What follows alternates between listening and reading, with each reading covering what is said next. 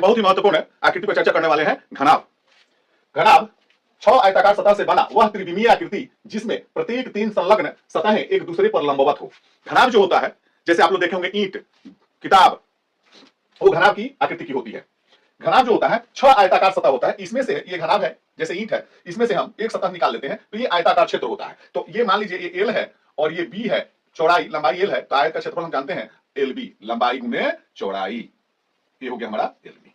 ठीक है, तो ऐसे ऐसे इसमें 6 सतह होता है। चलिए इसमें हम लोग देखते हैं, ये घनाभ का लंबाई हो गया हमारा एल, चौड़ाई हो गया हमारा बी और ऊंचाई हो गया एच। तो कितना एल हो गया, ये एल हो गया, ये भी एल, ये भी एल, ये एल, ये एच है, एच एच एच, और बी चौड़ाई हो गया बी बी बी।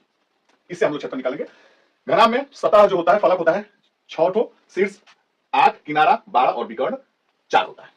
अब आते हैं घनाभ का संपूर्ण पृष्ठीय क्षेत्रफल के बारे में जानते हैं। तो संपूर्ण पृष्ठीय जब क्षेत्रफल हम निकालेंगे तो इसमें 6 सतह होगा। चलिए अब हम उसका हिसाब करते हैं। आगे वाला भाग लंबा, ये नीचे लंबाई गुने चौड़ाई, एक हमारा एल बी हो गया, 6 का जोड़ना है, नीचे एक एल बी हो गया और ऊपर एक एल पी, 2 ठो हमारा एल बी हो गया।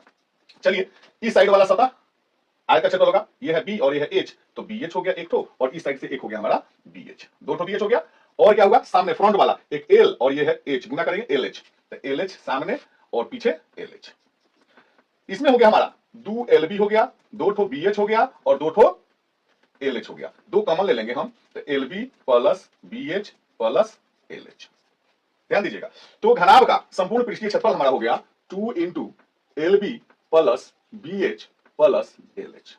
अब आते हैं, अगला सूत्र है ऊपर से खुले घनाभ का पृष्ठीय क्षेत्रफल। अब आप देखिएगा ऊपर वाला कौन सा आयत है, एल और बी। एक एल बी को हम कम कर देंगे, ऊपर से जब निकालेंगे एक एल बी को, तो आप यहां पर देख रहे हैं ये हमारा एल बी है।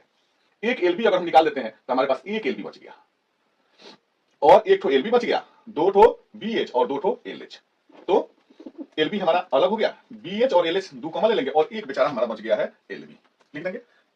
तो ऊपर से खुले घनाभ का पृष्ठीय क्षेत्रफल हो जाएगा 2 into B H plus L H plus एक तो हो जाएगा हमारा एल बी।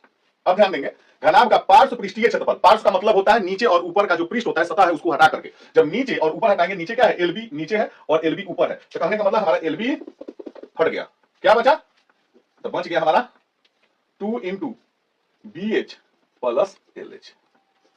ठीक है, अब आ जाएंगे घनाभ का विकर्ण।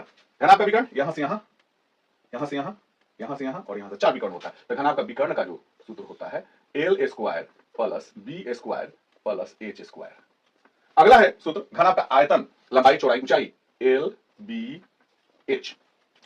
तो आपको कैसा लगा और अच्छा लगा हो तो लाइक कीजिए, शेयर कीजिए, कमेंट कीजिए। Thank you.